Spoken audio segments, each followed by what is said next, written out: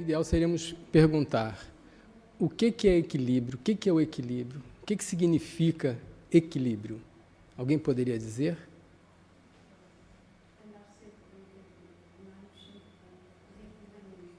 Sim, sim. Na física, nós vemos através da primeira lei de Newton que nós encontramos o equilíbrio quando a resultante das forças que atuam sobre o corpo é nula.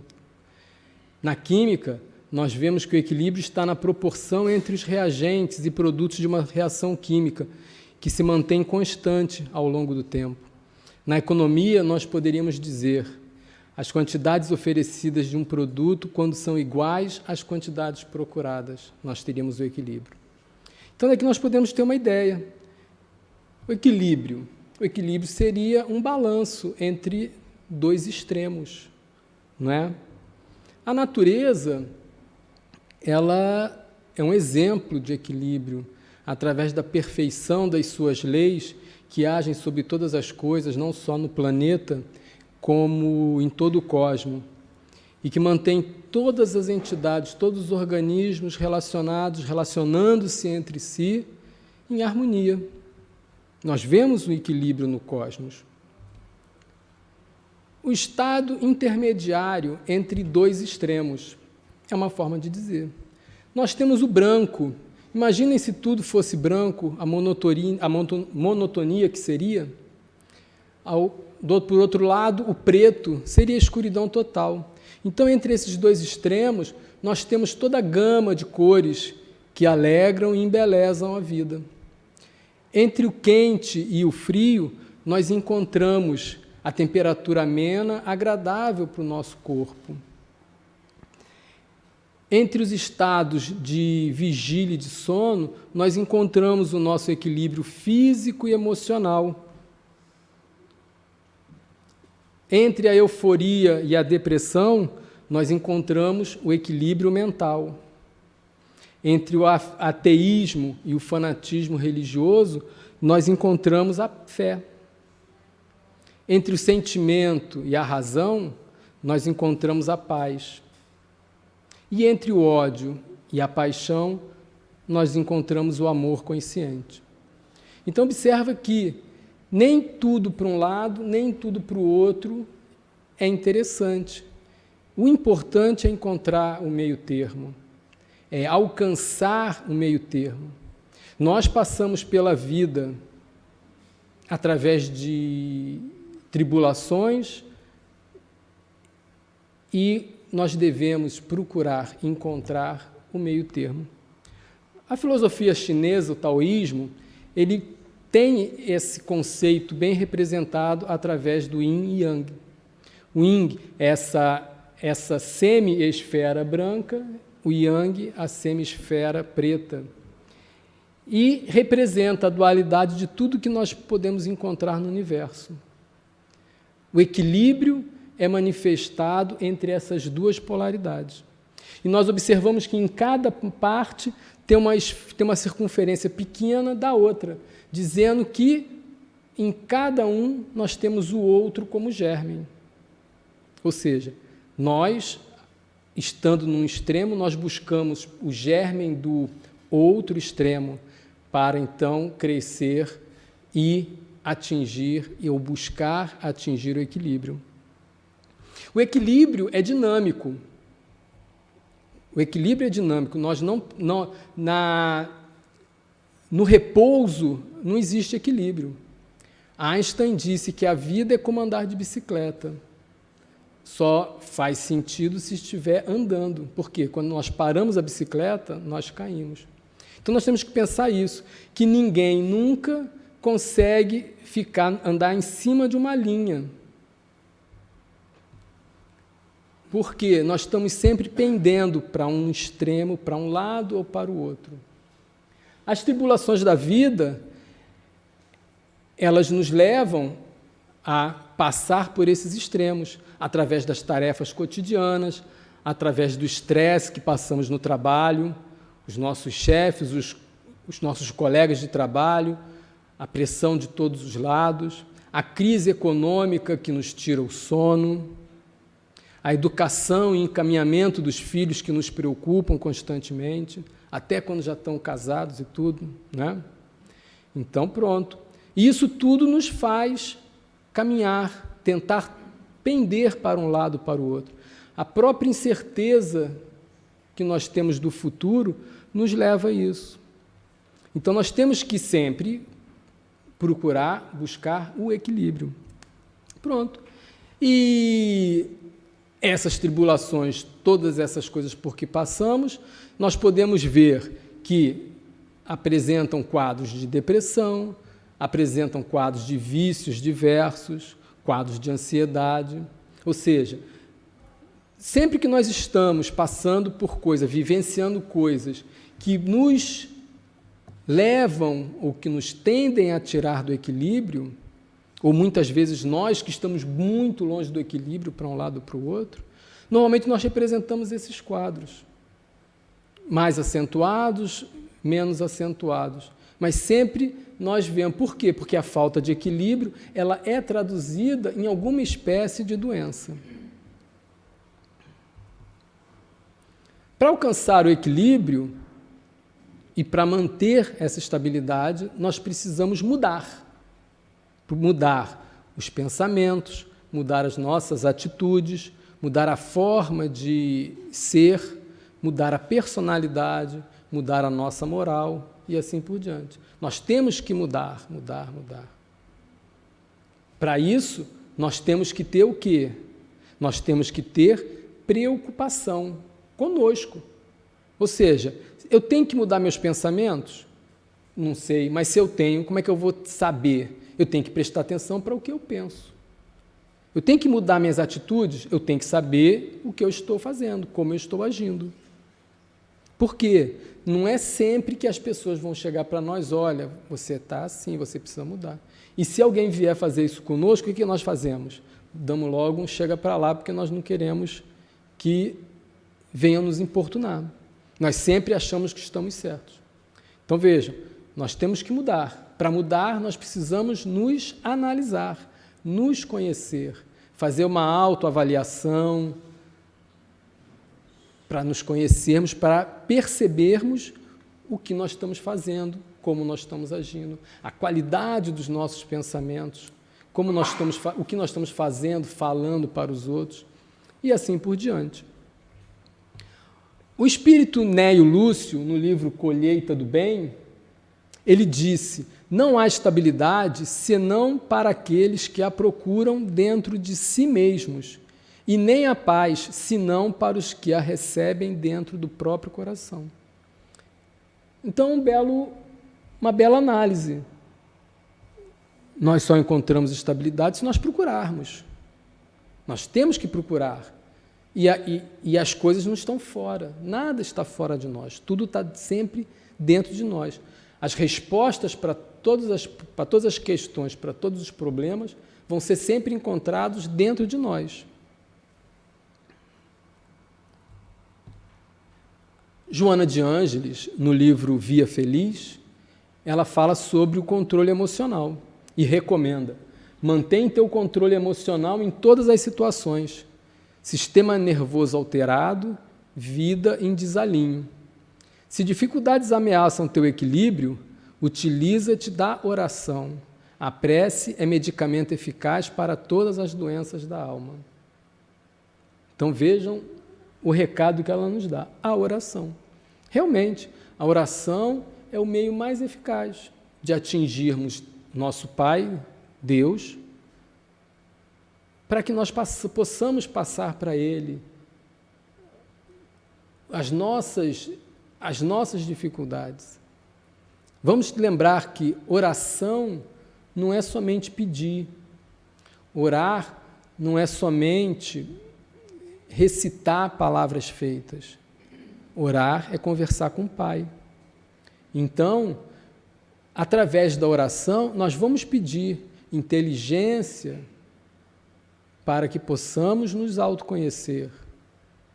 Porque Jesus disse que tudo que nós pedirmos ao nosso Pai nos será dado. Nós temos é que saber pedir, porque Deus sabe o que nós precisamos.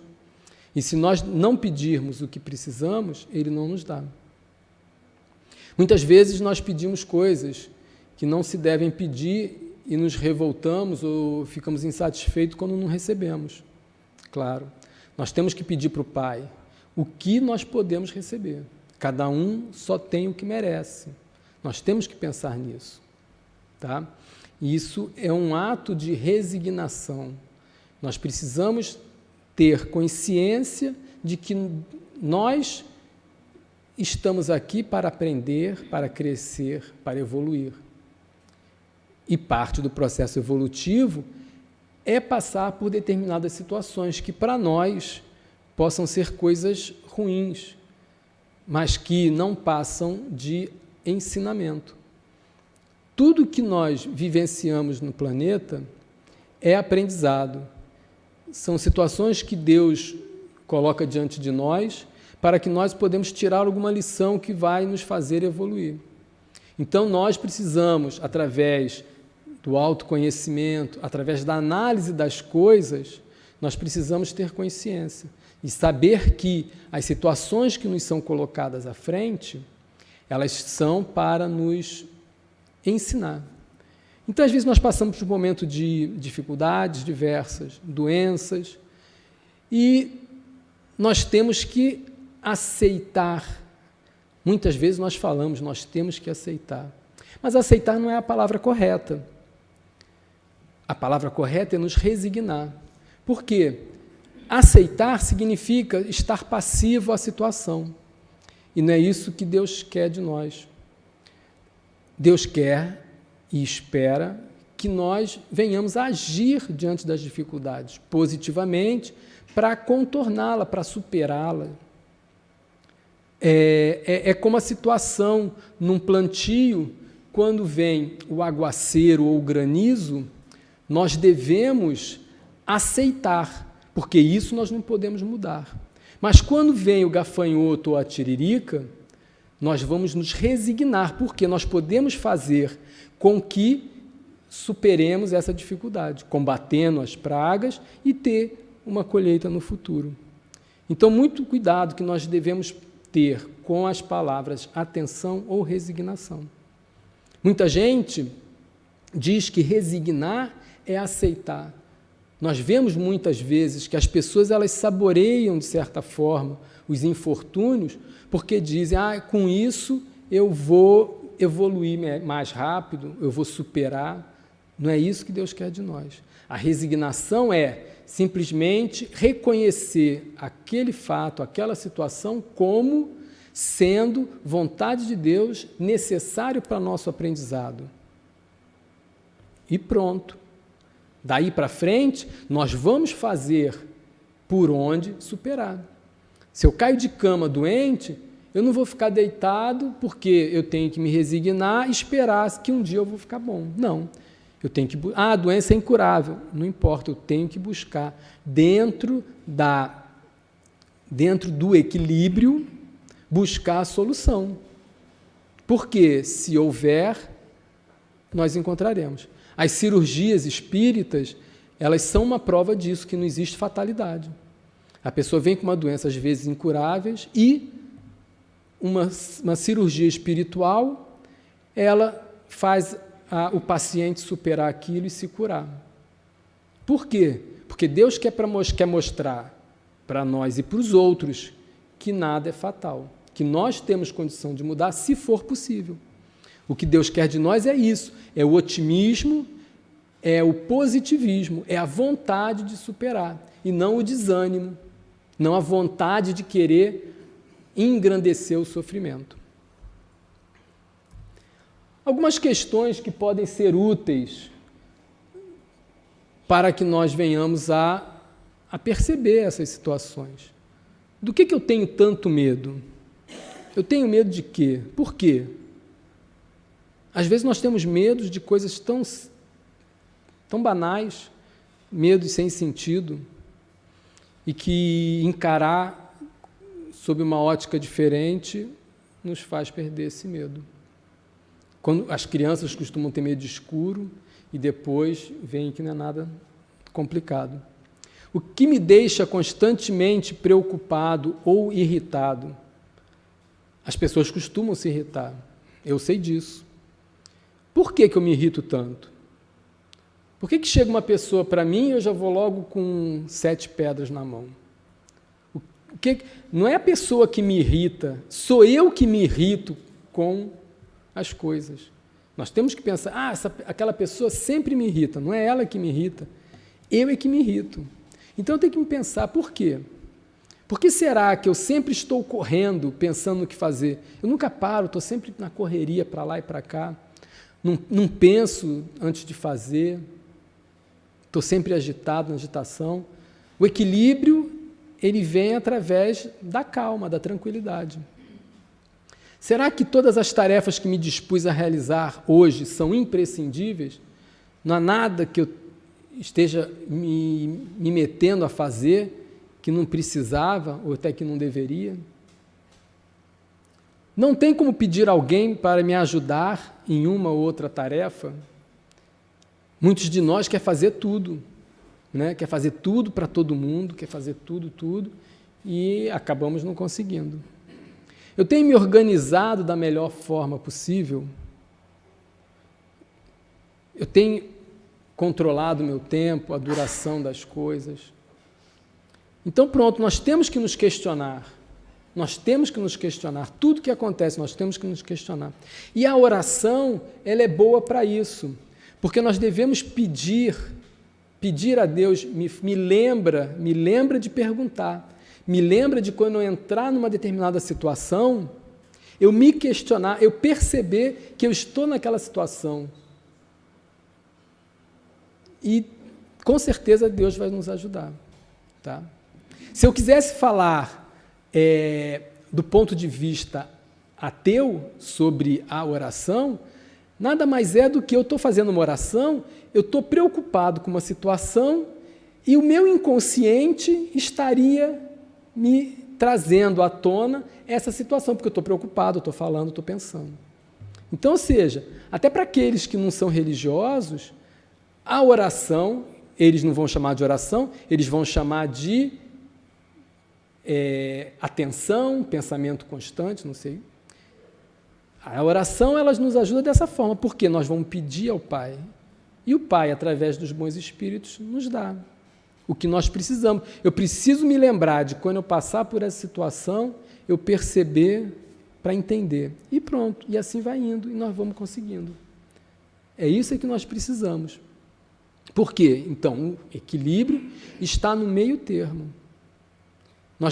Nós temos que perceber as situações que nos levam para um lado ou para o outro, para que nós possamos fazer ações contrárias para equilibrar.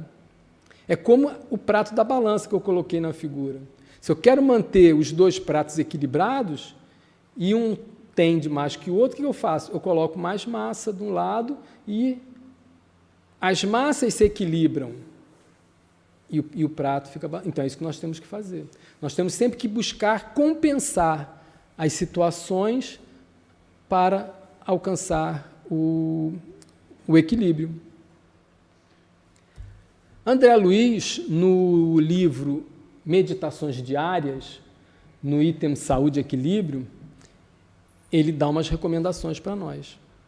Para garantir a saúde e o equilíbrio, prometa a você mesmo colocar-se sob os desígnios de Deus, cada dia, através da oração e sustentar a consciência tranquila, preservando-se contra ideias de culpa. Olha a oração aí de novo. Eu gosto de pensar sobre a culpa da seguinte forma. Eu gosto de encarar a culpa como um fato jurídico. Os advogados aí vão saber dizer melhor do que eu. O que é a culpa? A culpa é a consciência, na minha interpretação, é a consciência da realização de algo. Vamos supor que eu tenha, por alguma razão, me exasperado com uma pessoa e eu vou me sentir culpado. O que isso significa? Eu vou ali ficar me torturando, porque eu fiz aquilo, Não, eu fiz, acabou. Uma hora eu vou ser chamado, vou estar diante da situação, da oportunidade de redimir. Então, a culpa, no meu entendimento, é só isso. É uma coisa que aconteceu na nossa vida e acabou. Os nossos erros nós não devemos estar nos martirizando por causa dele. Aqueles que são mais graves, vamos supor, um assassínio, Deus vai chegar na hora certa e nos colocar diante da situação para compensar, para corrigir, para reparar esse erro. Não adianta eu passar o resto da minha vida me martirizando porque eu fiz isso. A minha vida não vai andar. Eu não vou ter condição de me melhorar porque eu fiz aquilo por algum ato, por alguma razão que não vem ao caso. Então, nós temos que ter consciência sobre o que é culpa. Dar o melhor de si mesmo naquilo que estamos fazendo. Manter coração e mente, atitude e palavras, atos e modos na inspiração constante do bem. Então, nós temos que ter o pensamento no bem. Sempre que fugir do bem, nós temos que voltar para o caminho do bem. O pensamento tem que estar sempre no bem. Servir desinteressadamente aos semelhantes, quando esteja ao alcance das suas forças. Regozijar-se com a felicidade do próximo. Quantas vezes nós vemos as pessoas, né, uma pessoa está numa situação de felicidade e nós começamos a fazer juízo, que a pessoa não merece, porque ela é assim, porque ela é assado. Né? Nós temos que nos felicitar com a felicidade dos outros.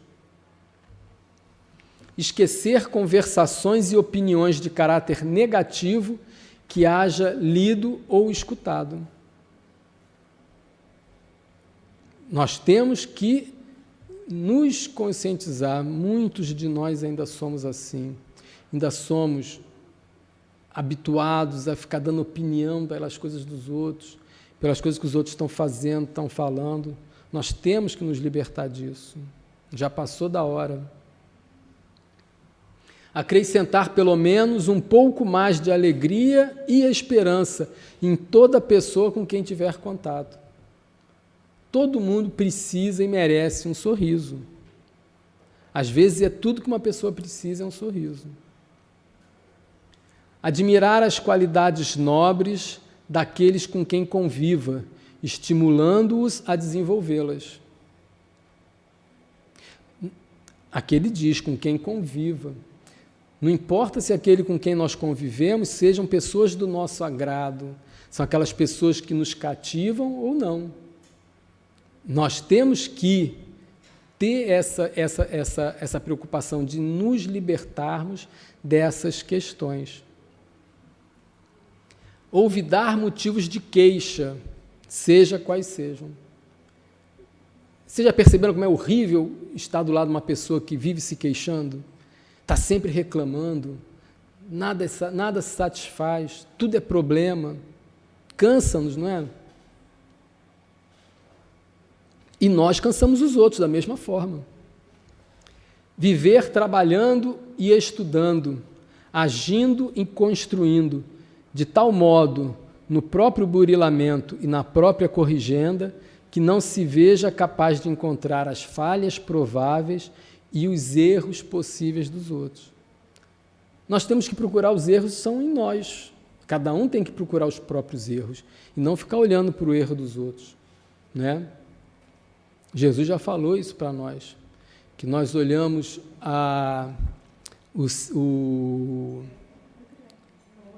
esqueci o cisco. Isso. Jesus fala que nós vemos o cisco no outro e esquecemos da trave no nosso olho. Né? Nós temos que ter preocupação. Veja bem, uma coisa que é muito importante nós termos consciência disso. Ninguém salva os outros. Eu não posso salvar ninguém. Eu posso dar apoio, eu posso ajudar em orientação, em auxílio de alguma forma, mas eu nunca vou salvar ninguém. Só existe uma pessoa nesse mundo que eu posso salvar. Sou eu mesmo. E cada um de nós, da mesma forma. Cada um só pode salvar a si. Então, para que nós vamos nos preocupar com o erro dos outros se eu não vou conseguir corrigir o erro dos outros? Na realidade, Deus coloca o inimigo, isso está no Evangelho segundo o Espiritismo, Deus coloca o inimigo diante de nós para que nós possamos nos ver através deles. Porque, na realidade, nós só reparamos aquilo que nós conhecemos. Então, vamos pensar nisso. Quando nós começarmos a olhar o defeito de alguém, é porque aquele defeito está em nós. Então pronto, aí eu vou procurar corrigir, eu vou procurar me libertar daquele defeito. Porque tem tantos defeitos que as pessoas têm que nós nem sabemos, nós nem reparamos por quê. Porque nós já superamos esses defeitos, essas dificuldades. Então é isso. Para alcançar o equilíbrio, nós temos que nos conhecer. E o nosso Pai está aí para nos apoiar, para nos ajudar sempre que nós quisermos. Eu coloquei uma trova de Casimiro Cunha, do livro Gotas de Luz, que eu achei bonitinho e quis compartilhar com vocês. Não te afastes do equilíbrio, sobriedade nunca é pouca. Quando é fácil a receita, a despesa é sempre louca. E está aí uma boa lição para nós, boa para nos preocuparmos. Vamos nos preocupar, vamos pensar em nos questionar, sempre nos perguntando por que nos acontece isso, por que nos acontece aquilo. E com certeza, agindo assim, é natural que a misericórdia divina vai agir sobre nós e vai nos ajudar. Porque todo aquele que com sinceridade busca o bem de si próprio, Deus ajuda e alcançamos mais cedo ou mais tarde. Não podemos ter pressa para conseguir, precisamos somente trabalhar sobre isso.